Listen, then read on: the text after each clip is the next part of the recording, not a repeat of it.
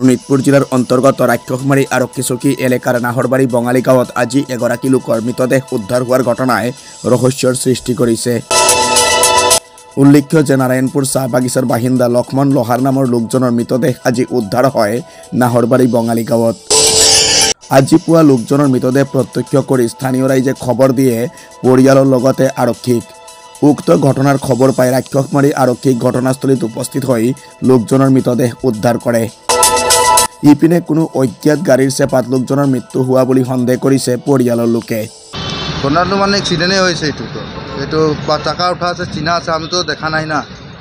এজন কোন গাড়ী মাৰিছে, কোন গাড়ী মাৰা নাই এইটো দেখা নাই। মানে চাকাততো চিনা আছে, মানে চেপটা হৈ গৈছে, মানে মাথাটো পূৰা চেপটা খাই গৈছে, মাথাৰ পৰা চেপটা হৈ গৈছে। অঁ, মানে গাড়ীয়ে মাৰা সন্দেহ কৰা হৈছে। অঁ, গাড়ীয়ে মাৰা হয়তো চিন আছে। গাড়ী মাৰা, গাড়ী ধৰিব পৰা নাই। গাড়ীৰো দেখা নাই না আমি, কোন গাড়ী মাৰিছে কোন। মানে ৰাতিপুৱা 8টা বজা আমি খবৰ পালোঁ আৰু গৈছোঁ আৰু চাইছোঁ নাই। পিছত ছাৰগিলাক গ'লে আৰু এতিয়া আনিলে থানাত আহিছোঁ। নাম কি তেখেতৰ? মোৰ নাম গুডু লোহাৰ। এই যিজন মৰিছে তাৰ নাম লক্ষ্মণ লোহাৰ। লক্ষ্মণ লোহাৰ। অঁ, বয়স কিমান হ'ব? 46।